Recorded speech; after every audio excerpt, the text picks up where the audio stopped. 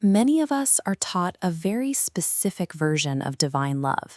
It's pictured as entirely soft, endlessly tolerant, and inherently passive. It paints a picture of a universe where if you just believe the right things, you are guaranteed a smooth, pain-free existence. When life inevitably gets hard, this mindset leaves people paralyzed. Believers adopt a policy of letting sleeping dogs lie. They accept continuous suffering as unavoidable fate, or they just sit back and weep over their circumstances, waiting for a gentle rescue that never seems to come. But the reality on the ground is entirely different. Whether we acknowledge it or not, life is war. From the cradle to the grave, humans are engaged in a constant struggle against physical, emotional, and spiritual adversaries. Believing exclusively in a gentle, passive deity doesn't protect you from that struggle.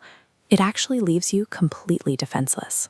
When you step onto an active battlefield expecting a picnic, you become an easy target for a ruthless enemy. There is a sharp contrast to that passive image found directly in the ancient biblical texts. Exodus describes God explicitly as a man of war. The Psalms call him the King of Glory, strong and mighty in battle. This redefines the concept of divine love. It is not merely comforting. A father's love is fiercely protective, unapologetic, and relentlessly aggressive toward anything that threatens his children.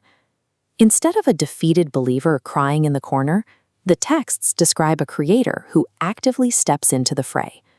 When an opposing force tries to keep a person in bondage, God responds with calculated, overwhelming force on their behalf.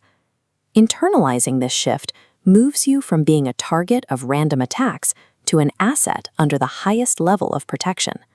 You stop seeing yourself as a helpless victim and start seeing the authority backing your position. The mechanics of this protection are highly specific. When an enemy sends a threat, God dispatches a superior heavenly force to counter it.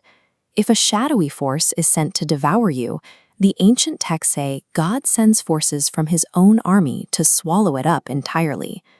One of the primary battlegrounds for these conflicts is what the texts call the strife of tongues. This concept reveals that spiritual battles are heavily fought through words, curses, doubts, discouragement, and verbal sabotage. The truth is, words act as containers of power.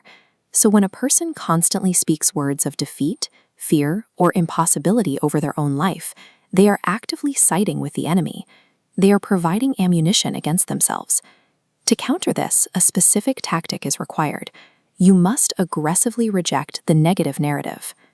Speaking words of life and victory neutralizes the verbal attacks and acts as a trigger to activate divine protection. Understanding the arsenal of a warrior god means recognizing that the battle often starts in your own mouth. Your spoken words are not empty sounds. They are the exact mechanisms that invite his intervention into your circumstances. In the context of spiritual warfare, divine vengeance functions as a father's ultimate mechanism for intervention. It is a calculated response designed to protect a child from an aggressor who refuses to let go. The stakes on this battlefield are absolute. The texts warn that keeping a believer in bondage is the equivalent of touching the apple of God's eye. Doing so is an open invitation for destruction. This abstract diagram illustrates the deployment of divine weapons. When hostile, red vectors coordinate an attack against the central, protected node, God responds with terrible weapons, metaphorically hailstones or divine balls of fire. These top-down precision strikes systematically dismantle the strongholds. The violent disruption of darkness serves as concrete evidence of a love that refuses to leave a child in a cage. Understanding God as a warrior shifts your position from a punching bag to a specialized instrument. The texts describe you as a king, a priest, and a battle axe in his hands.